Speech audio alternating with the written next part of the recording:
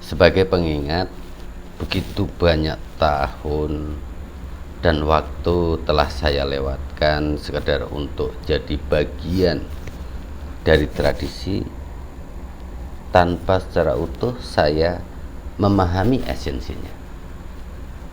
Saya pun kerap menuliskan hal-hal normatif tentang hidup yang perlu diperbaiki dan ditinggalkan demi memanfaatkan magis simbolis di akhir tahun.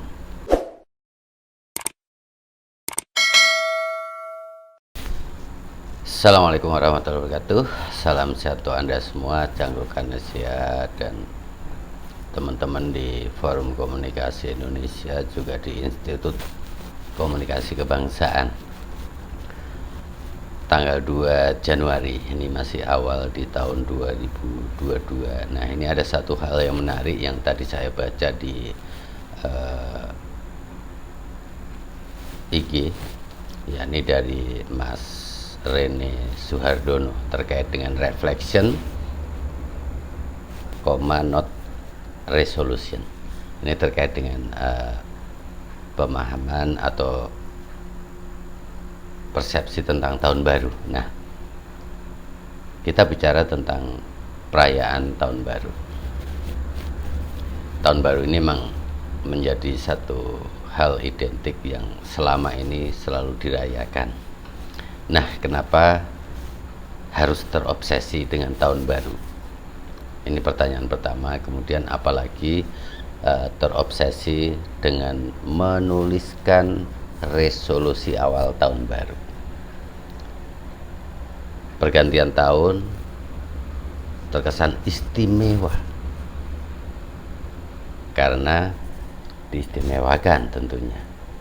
Hanya terjadi setiap 360-an hari, kemudian ada kembang api dan petasan, ada makan-makan dan hari libur.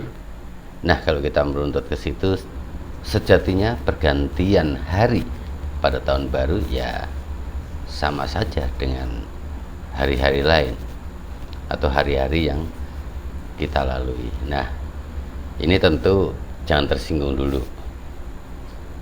karena opini ini adalah untuk atau saya tujukan atau ditujukan untuk diri saya sendiri.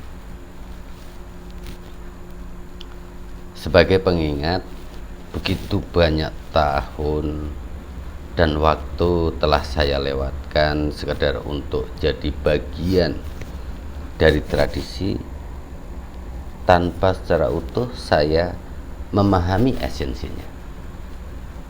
Saya pun kerap menuliskan hal-hal normatif tentang hidup yang perlu diperbaiki dan ditinggalkan demi memanfaatkan magis simbolis di akhir tahun.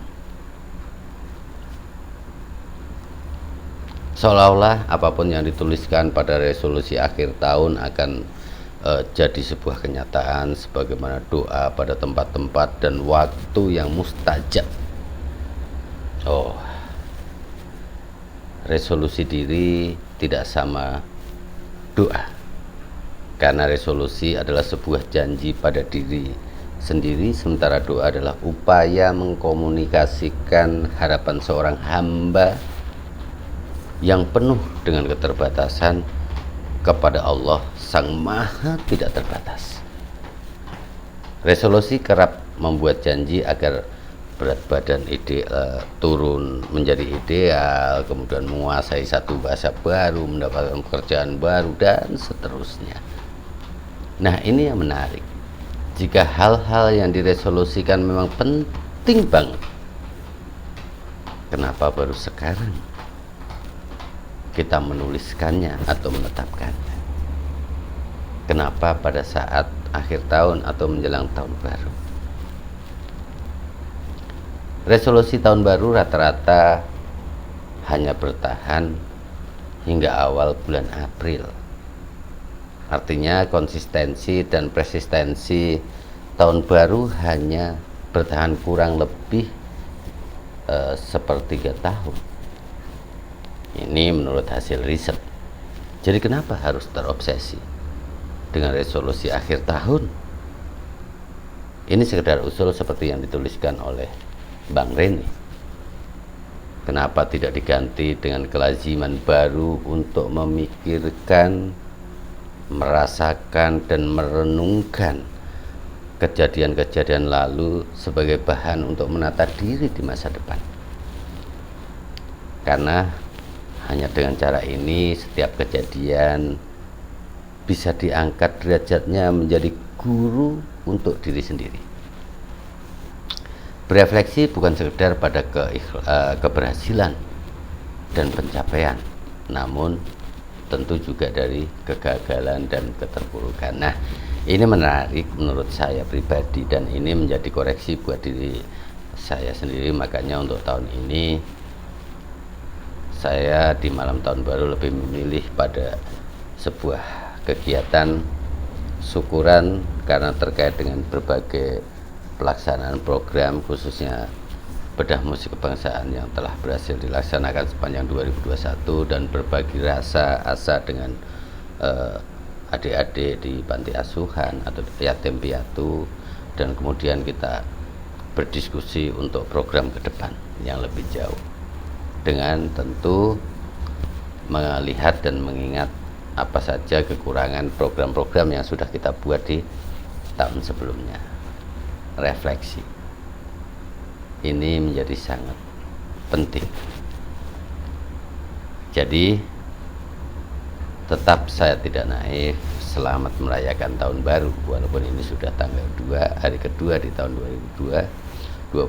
Mudah-mudahan makin lebih baik, makin menimbulkan empati kita ketika kita melihat satu hal yang menjadi keprihatinan nasional, seperti bencana erupsi Semeru. Jangan sampai kita justru mengambil momen itu untuk kepentingan komersial atau program-program yang notabene adalah komersial, seperti film, syuting film di area bencana dan lain-lainnya. Ini tentu cukup mencoreng nilai empati kita.